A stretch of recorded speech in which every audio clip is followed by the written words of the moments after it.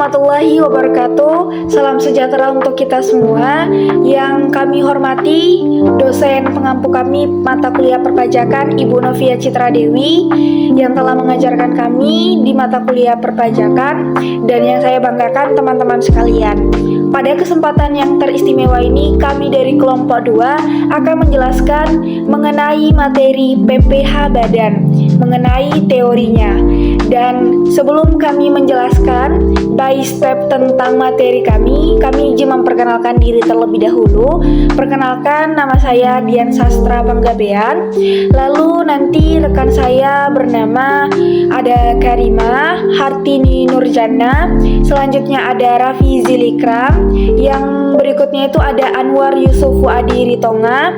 Berikutnya ada Fadila Fauzia. Dan yang terakhir rekan saya adalah Reski Dirawan, yang dimana kami nanti akan menjelaskan masing-masing per materi. Semoga teman-teman dapat menyimak dan dapat diterapkan dalam kehidupan sehari-hari.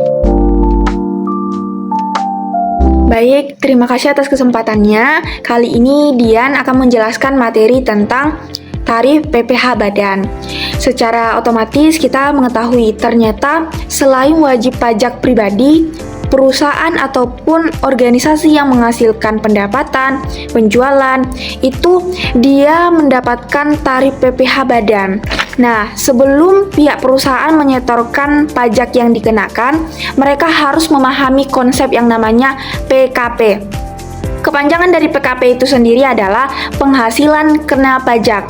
Nah, jadi setiap perusahaan itu wajib memahami PKP, dan rumus PKP itu sendiri adalah penghasilan bruto dikurangi dengan biaya yang boleh dikurangkan, lalu dikurangkan dengan kompensasi kerugian fiskal. Maksudnya di sini adalah kerugian fiskal itu dia kerugian yang tidak tercatat di tahun sebelumnya, makanya diakui sekarang supaya kerugian fiskalnya tidak berlanjut di periode berikutnya. Sedangkan biaya yang boleh dikurangkan itu adalah ketika kita melaporkan kepada pihak perpajakan, itu belum tentu semuanya dapat diakui atau dikenakan pajak, karena ada beberapa kalau dia tidak memenuhi persyaratan dari pihak perpajakannya, maka dia tidak akan dikenakan pajak. Dari PKP itu sendiri, dia terdapat 3 tarif. Yang pertama adalah tarif umum, yang kedua tarif fasilitas pasal 31E, dan yang terakhir adalah tarif PPH final, yakni peraturan pemerintah 23 tahun 2018.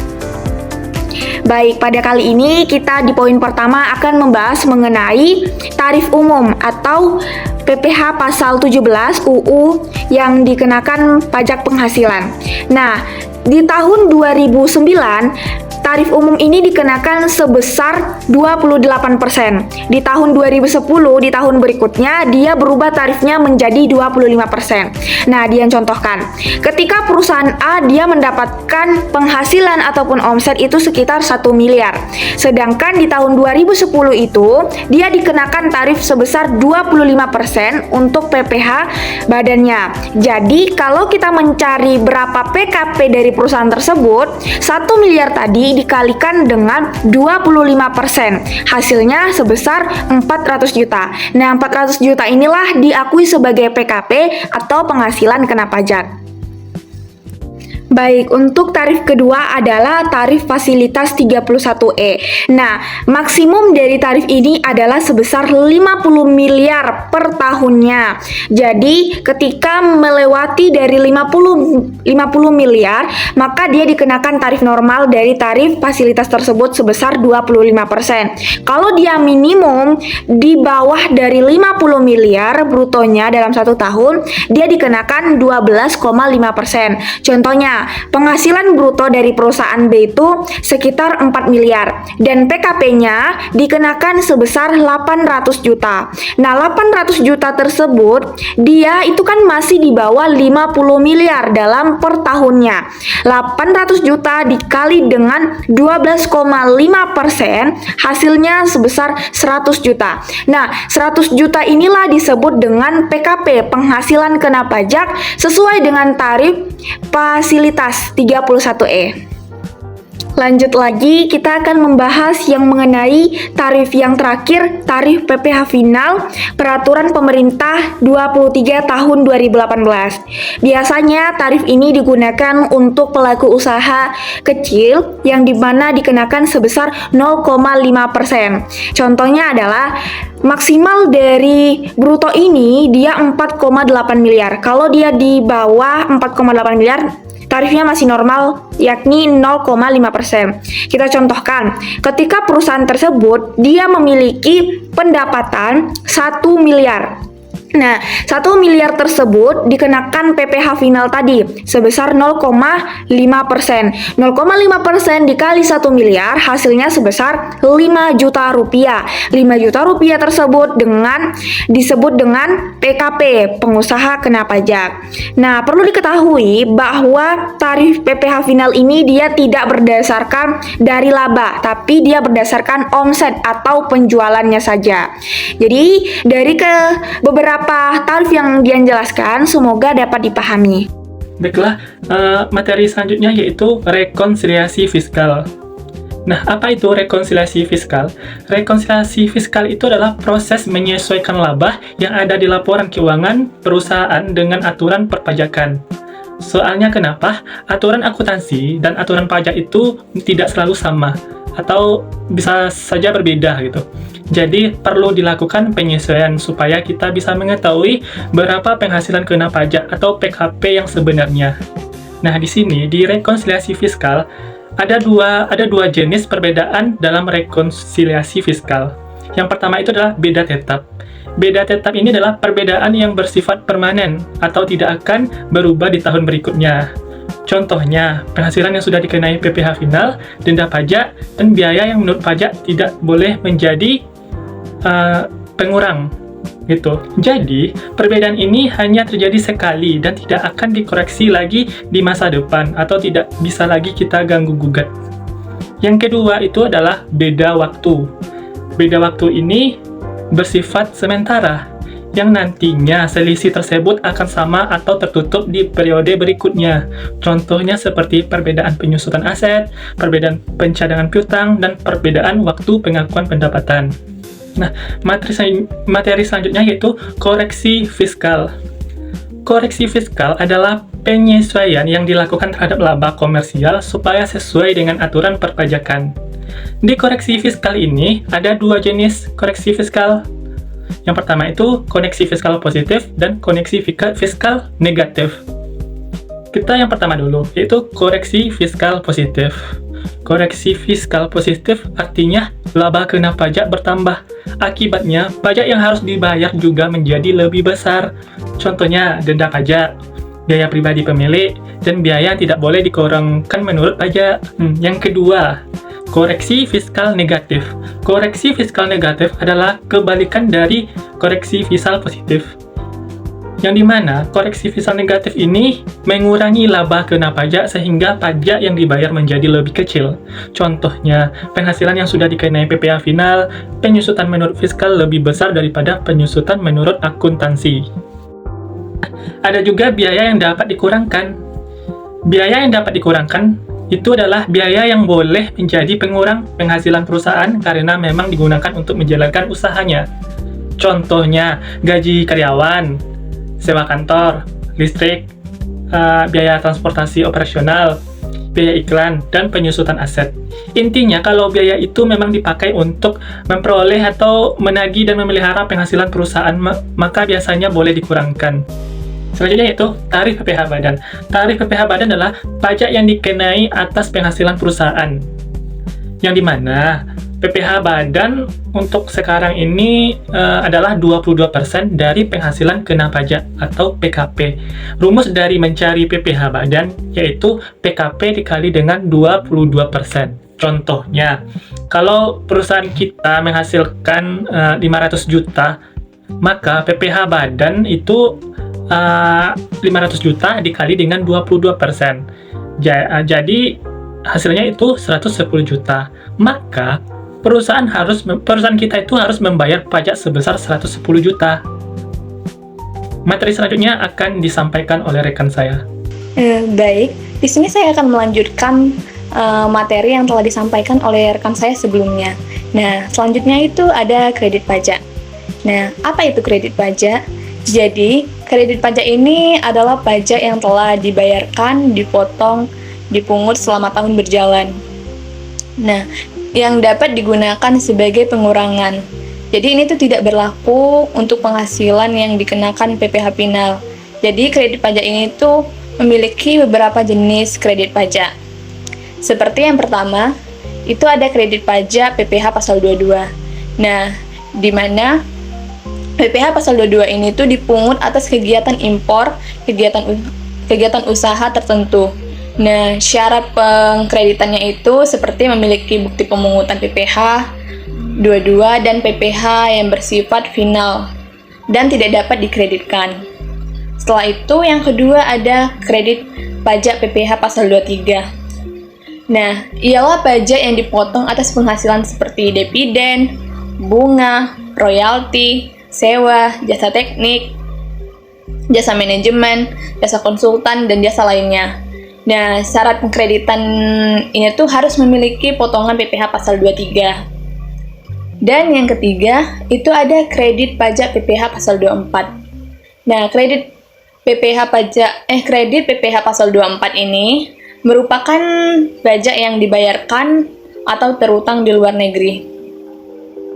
Nah, yang dapat dikreditkan terhadap pajak yang terutang di Indonesia seperti dikreditkan pada tahun diperolehnya penghasilan luar negeri, kerugian luar negeri, tidak dapat digabungkan dengan penghasilan dalam negeri. Jadi, jumlah kredit pajak itu dibatasi maksimum sesuai ketentuan perhitungan. Nah, perhitungan PPh 24.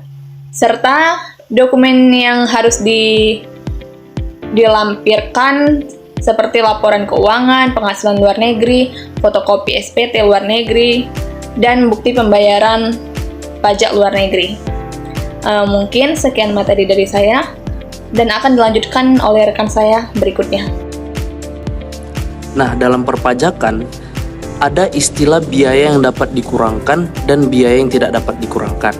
Perbedaannya terletak pada apakah biaya tersebut boleh dijadikan pengurang penghasilan saat menghitung pajak atau tidak. Nah, biaya yang dapat dikurangkan adalah biaya yang benar-benar dikeluarkan untuk menjalankan usaha, memperoleh penghasilan, atau mengembangkan usaha.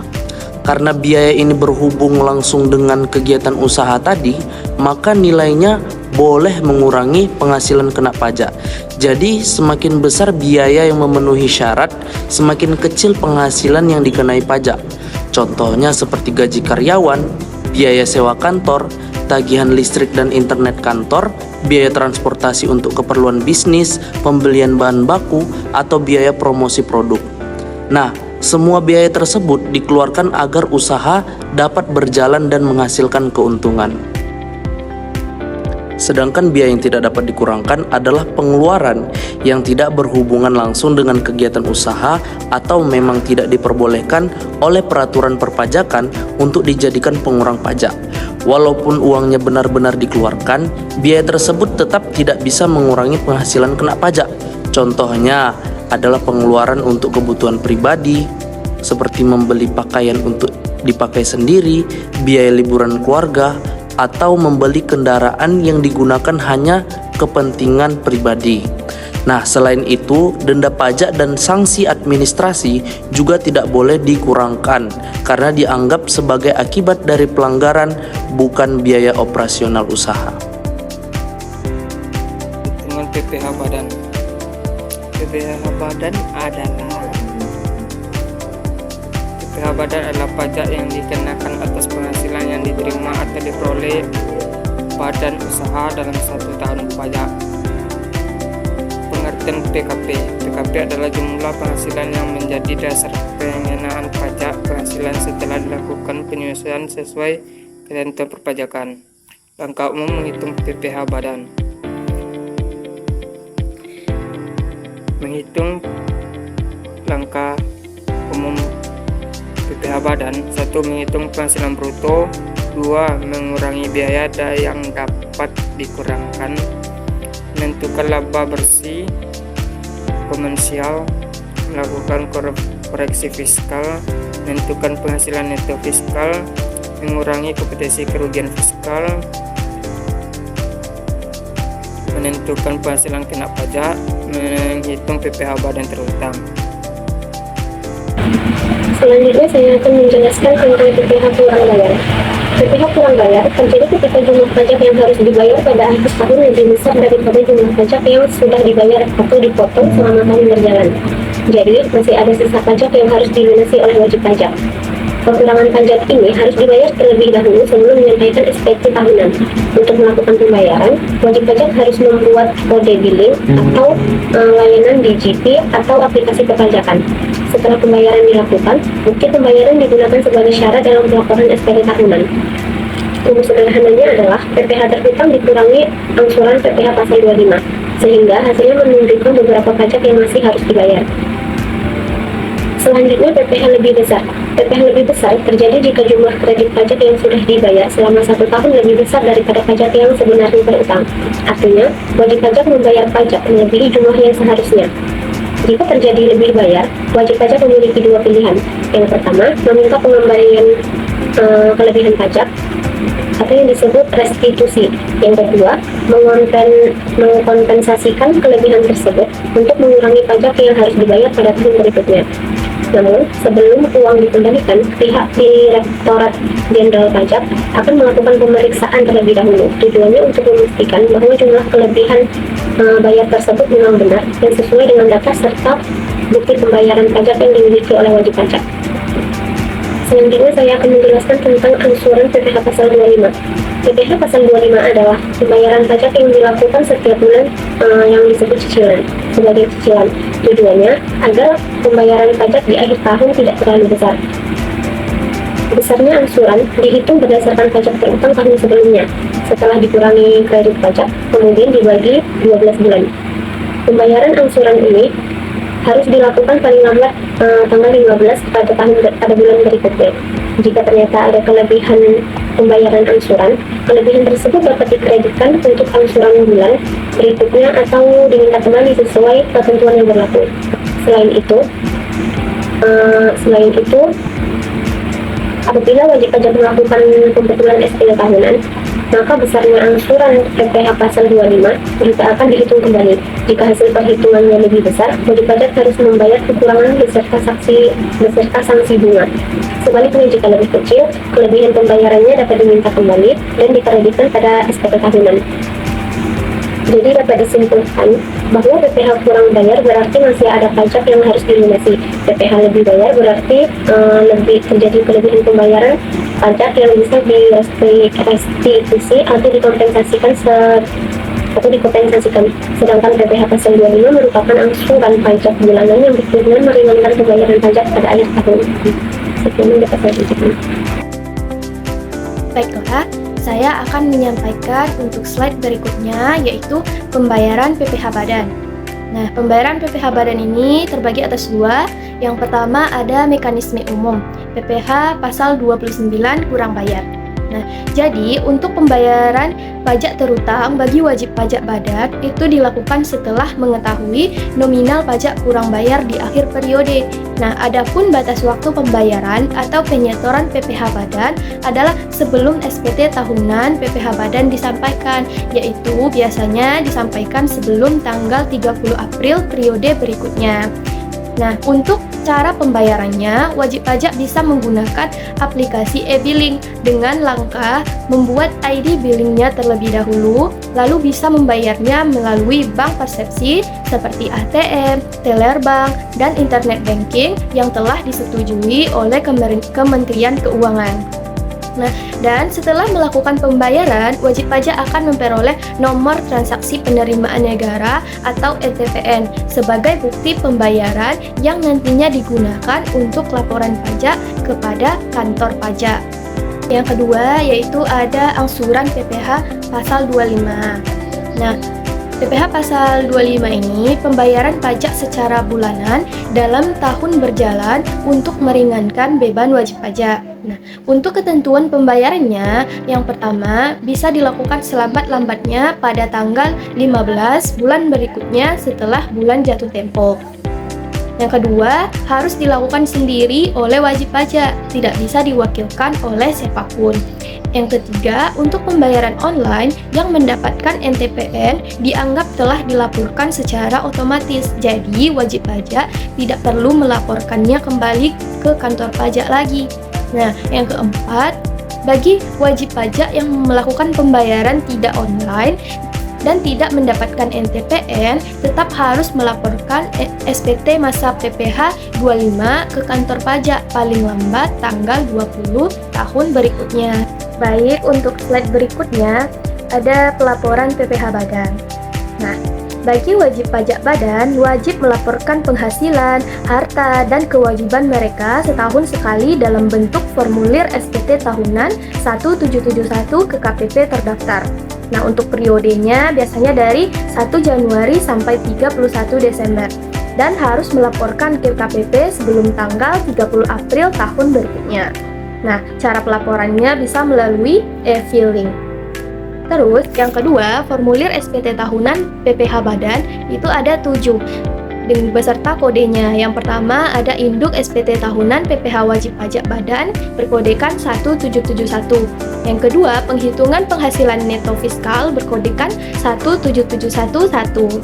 Nah, yang ketiga, perincian HPP, biaya usaha dan biaya dari luar usaha atau komersial, kodenya 17712. Yang keempat, kredit pajak dalam negeri, itu kodenya 17713. Yang kelima, PPh final dan penghasilan yang tidak termasuk objek pajak, kodenya 17714. Yang keenam, daftar pemegang saham dan susunan pengurus atau komersial, kodenya 17715. Yang terakhir, daftar penyertaan modal dan utang atau piutang ke afiliasi, yaitu kodenya 17716. Untuk slide berikutnya, ada pelaporan PPh badan.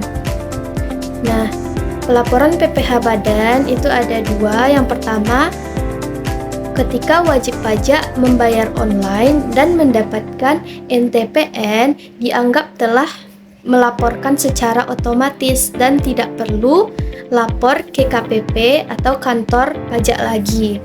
Yang kedua, jika wajib pajak membayar secara offline otomatis tidak mendapatkan NTPN, jadi wajib pajak melaporkan SPT masa PPh 25 ke KPP paling lambat tanggal 20 bulan berikutnya.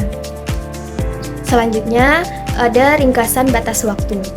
Nah, ringkasan batas waktu ini batas pembayaran dan batas pelaporan. Untuk PPh badan atau umum, batas pembayarannya 30 April tahun berikutnya. Begitupun dengan batas pelaporannya langsung 30 April tahun berikutnya. Yang kedua, angsuran PPh 25 yaitu batas pembayarannya tanggal 15 bulan berikutnya setelah bayar. Untuk batas pelaporannya itu tanggal 20 bulan berikutnya setelah bayar. Nah, ada catatan penting bagi wajib pajak. Jika tahun buku atau tahun kalender 1 Juli sampai 30 Juni, maka batas pelunasan PPh kurang bayar adalah 31 Oktober, bukan lagi 30 April. Nah, wajib pajak yang sudah mendapatkan NTPN itu simpan NTPN-nya sebagai bukti yang digunakan saat pelaporan ke kantor pajak. Nah, jika menggunakan aplikasi e-filing untuk membayar pajak, wajib pajak akan memperoleh bukti penerimaan elektronik atau BPE.